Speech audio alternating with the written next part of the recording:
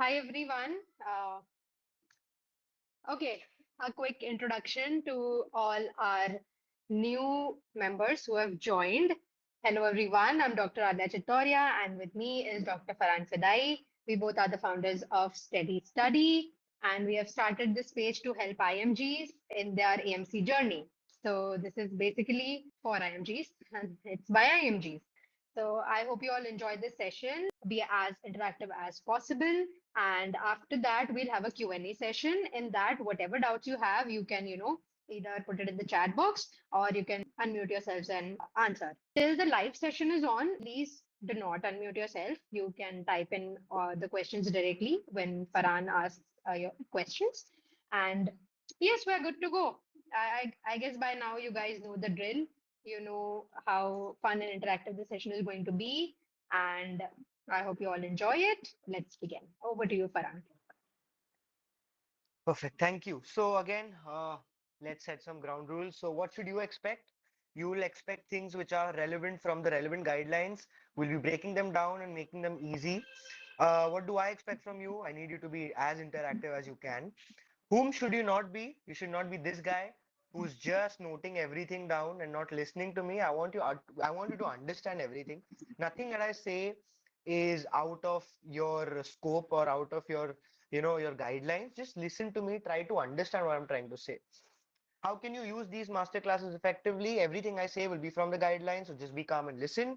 Answer as many questions as you can with the best of your ability and just don't be this guy. Yeah? You don't have to be somebody who's just, if I'm not asking you to write stuff, you're just listening to me. No, you have to be interactive. Even if you get things wrong, you have to be interactive. No one is going to remember who answered what after the session ends. Perfect? So, yeah, let's get into it. So, the first topic that we're going to start with is diabetic ketoacidosis. Now, usually, when you get questions on diabetic ketoacidosis, they are pretty confusing. But, if you have a good base, if you have a good, strong knowledge about what diabetic ketoacidosis is and what happens, why it happens, and what we should do, the questions become very easy. So, what actually is diabetic ketoacidosis? So, this happens in patients with type 1 DM. Why? Because what happens is in type 1 DM, as you may be knowing, there is autoimmune destruction of the islets of Langerhans. You have islets of Langerhans in the pancreas. So what does the islet cell do? It releases insulin, right? It releases insulin. If there is no insulin, if there is destruction of the islet cells, what will happen is, so what does insulin do?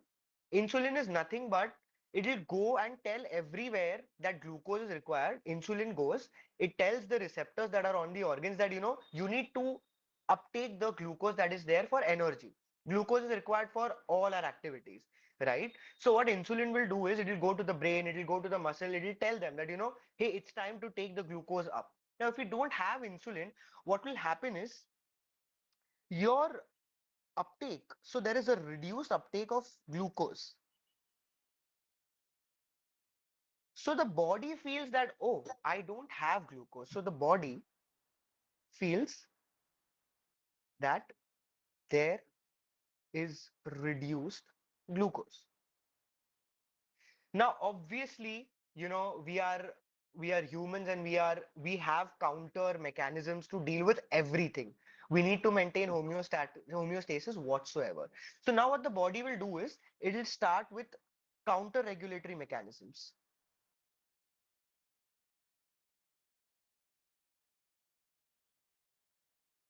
Yeah.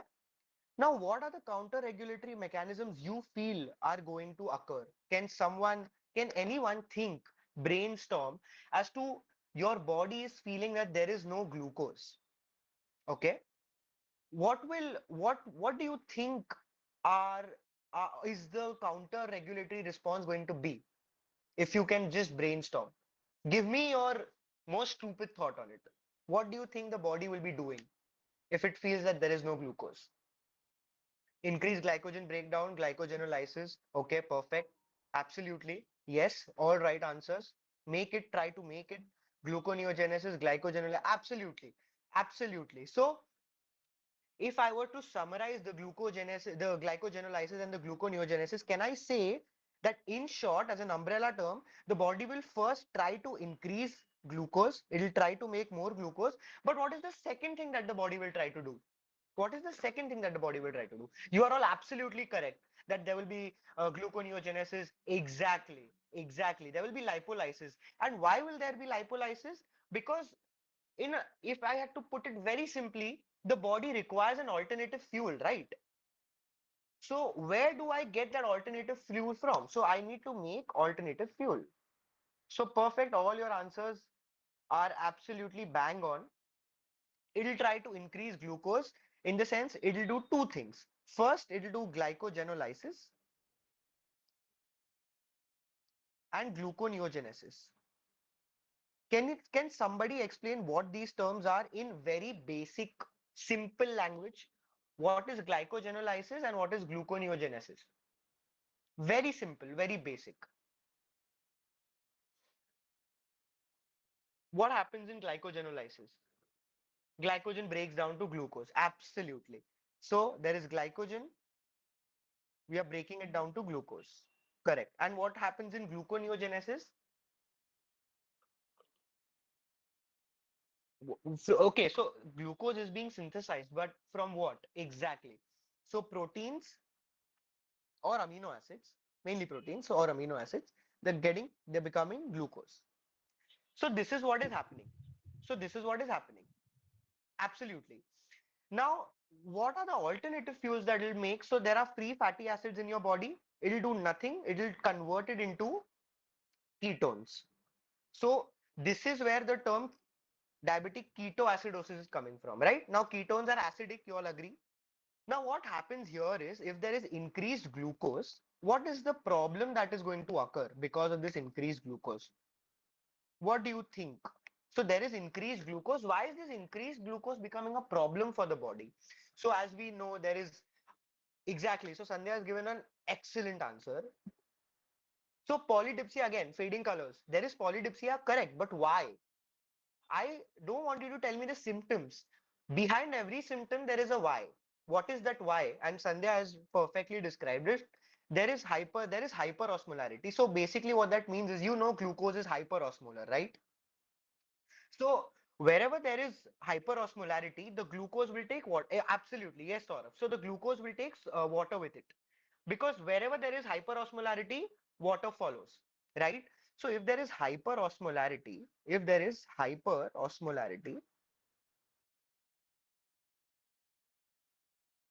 basically what I mean is water follows glucose, right? Because it's making it hyperosmolar. So what is the problem that is going to happen? Now, there is more water in the tubules. It will go to the kidney, right? So obviously there'll be increased urination, which is nothing but polydipsia. Now, if you're urinating so much, you'll be dehydrated. Absolutely. Perfect. There is no doubt. And so there is polyuria. And if there is polyuria, which means that you're passing urine so much, there will be polydipsia also. There will be excessive thirst,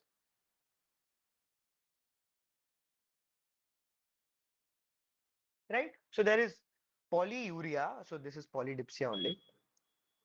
So this is your polyuria.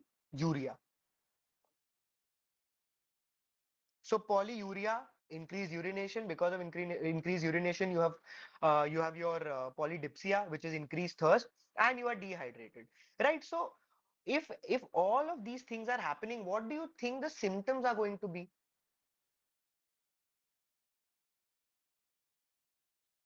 Obviously, there'll be increased abdominal pain. Why? Because there is a lot of acid, right? So there'll be an abdominal pain. There will be vomiting for sure. Why will there be vomiting? Because there is increased ketones, there are increased acids. All of these can easily cross the blood-brain barrier. They can activate the CTZ. CTZ will give you vomiting. Obviously, there is dehydration. And there is something which we call Kussmaul breathing. Can someone explain in a very simple and basic language what Kussmaul breathing is? What is Kussmaul breathing? Shallow breathing. But why is this Kussmaul breathing happening? Why is this happening? Absolutely. Okay, shallow breathing. But why is this happening?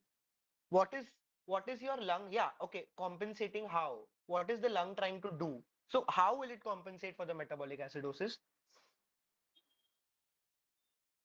Hyperventilating, but what is happening in the hyperventilation? Exactly. So CO2 washout. Perfect. So it will try to blow off. Can I just, in simple terms, can I just say that it will try to blow off CO2, right? It will blow off CO2. What is CO2? CO2 is basically acid. So if you lose acid, if you are in metabolic acidosis, if you try to lose acid, you will try to compensate for the acidosis. As simple as that. Okay, perfect. So the symptoms are pretty clear, and I love how all of you are answering. I really appreciate, it gets me pumped up. So now let's see what is the diagnostic criteria. And when I say diagnostic criteria, we're not very heavy with that, but there are something that if you see in the stem, you should gauge that, they are talking about your DKA. Firstly, you should know that, if you see a previous history of type 1 DM, and obviously if there is a patient who has type 1 diabetes, if he has any triggering factor like a stress or an infection, this can trigger it.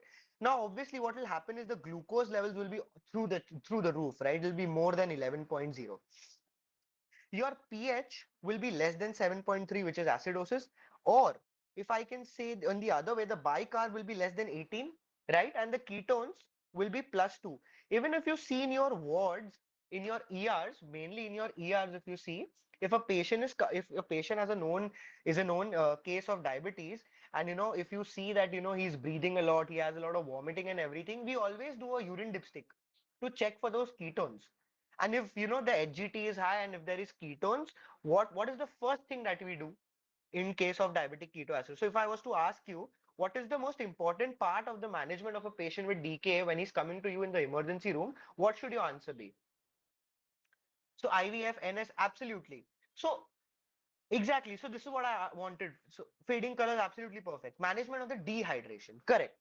So I want to basically manage the dehydration, for which I give 0.9% NaCl at 10 ml per kg, right? So, so goals, if I had to write the goals, I need to correct dehydration. I need to reverse the ketosis, correct? Plus, I need to correct the acidosis. Plus, I need to normalize the blood sugar levels, right? Now, when a patient of DKA comes to me, the first thing I'll do is I'll take an IV access, correct? I will take an IV access and I will do baseline labs, right? Now, why do you think in these baseline labs I'll be looking for the ABG? I'll also be looking for the electrolytes. Can somebody tell me what electrolyte will I be, very careful about when I'm managing a patient? Okay, so Sandhya says potassium. Everyone is saying potassium. Can you tell me why? What is the why behind it? What is the why behind it?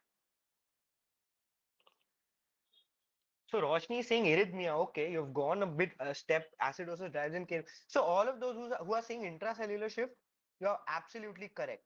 You're absolutely correct, because at some point we are going to give the patient insulin, right? Insulin is going to cause intracellular shift. We don't want the patient to be hypokalemic, right? So we have to know a baseline potassium so that when we start a therapy with insulin, we don't put the patient in hypokalemia. Right now, if I have to correct the dehydration, what your RCH and what your RACGP says, it's that 0.9% NaCl at 10 ml per kg is a good limit. Is a good limit. Now, I don't want it to be very heavy on 0.9% at 10 ml per kg. AMC hasn't tested you about all of these things. Okay, so now that you have understood the core concepts and you guys have answered beautifully, let us solve some questions and see how AMC is going to try to play with DK.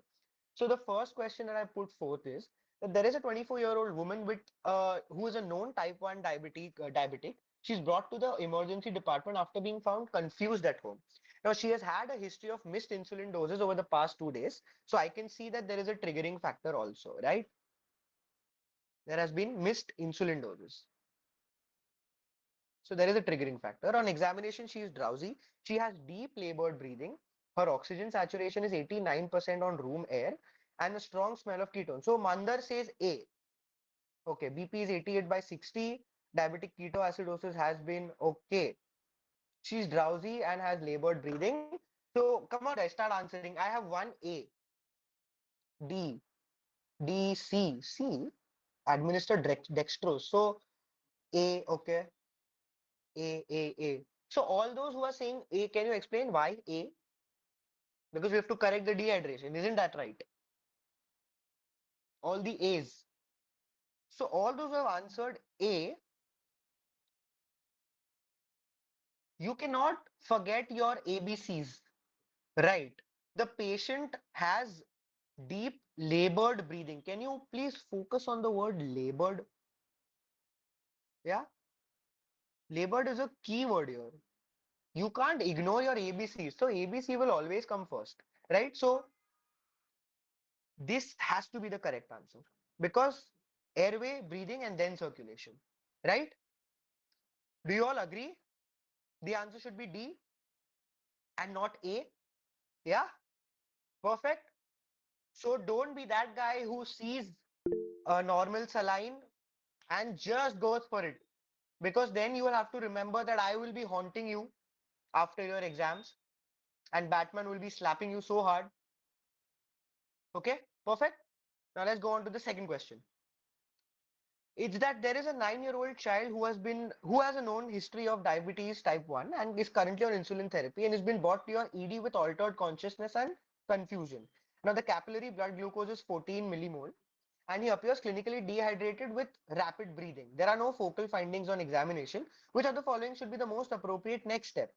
Give subcute insulin, chest X-ray, ABG, start IV fluids, blood culture. D. D. Okay. C. C. C. D.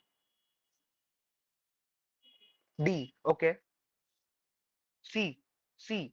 Again, so all those saying ABG, no, it is not ABG. Again, so when I say ABC, ABC will always come first. A, B, C. So when I say hydration, the patient is clinically dehydrated. Exactly, the patient is clinically dehydrated. You have to manage the hydration first. So again, when I am in an emergency department, everything goes on very simultaneously. Everything goes on simultaneously. It is not that they will actually follow first, I'll give IV fluid, then I'll take ABG. Everything will be going simultaneously, but you need to understand what AMC is trying to ask from you. What is the most appropriate next step? The most appropriate step in a patient who is dehydrated is to fix the dehydration. A patient is dehydrated, you can't. So imagine clinically you are in the ER and a dehydrated patient is coming to you. He's dehydrated such that you can just clinically see it. You feel you will be able to find that artery in that kid. A 9-year-old already they have so much adipose in their body. You actually feel you'll be able to find that vessel to put your you know uh, to find that radial or femoral arterial line and go ahead with it. You can't, right? So you have to intravenously first fix the hydration, then think about ABG, right? So again, ABC always comes first. It will always take precedence. Don't we need a baseline value? Of course, Sandhya, you do need a baseline value. So again, as I said, all these things will happen simultaneously. As soon as you start pushing the IV fluids, your acidosis won't correct. And mainly, I need the baseline value to see the potassium levels when I'm going to give insulin. I can't let the patient die. I can't take a baseline value at the cost of the patient dying of dehydration. I cannot do that, right? Because if there is no perfusion in the body, I can't do anything. Perfect. So I'll move on to the next one. A 10-year-old child who is a known history of type 1 diabetes is currently on insulin therapy. He's brought to the ER with altered consciousness and confusion. His capillary blood glucose is 12. He appears dehydrated and is breathing rapidly, but there are no localizing signs on the initial examination. What do you think is the most appropriate next step? Subcute insulin, chest X-ray, urine culture, ABG, blood culture.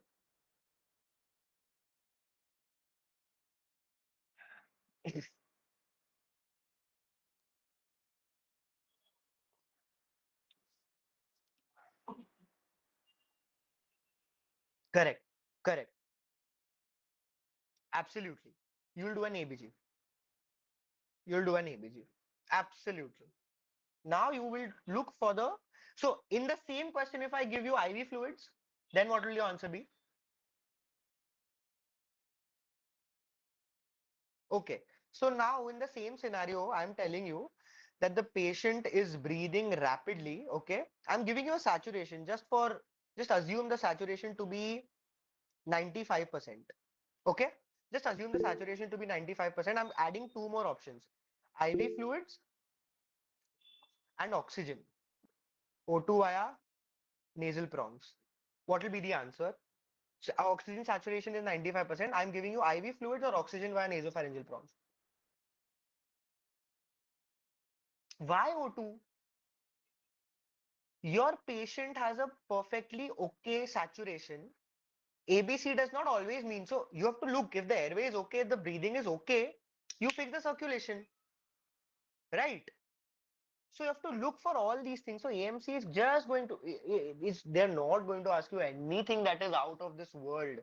They will just play with numbers. And you imagine if I can make these questions myself, what can AMC do to trick you, right? I am just like you know, a normal, simple candidate, an aspirant.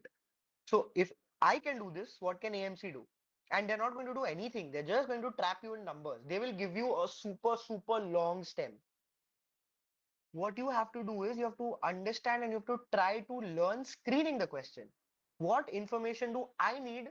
Rest I will leave. I don't need to know that the kid has a granny and the kid's granny has a mom whose mom had this and that. That is what AMC does. They'll give you the family history going through three families back. You don't need to do that. Read the last line.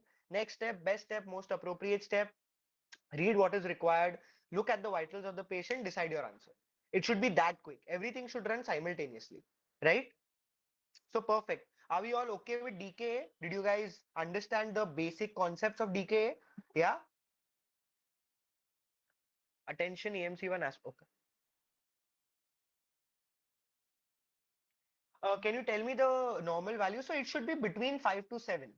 Should be between 5. More than 7, more than 7.1 it at a fasted state and more than 10 at a postprandial. If it's more than 7 at a fasted state and more than 10.1 in the postprandial state, we term it to be diabetes. We call it DM, type 2 DM or type 1 DM, whatever. Yeah.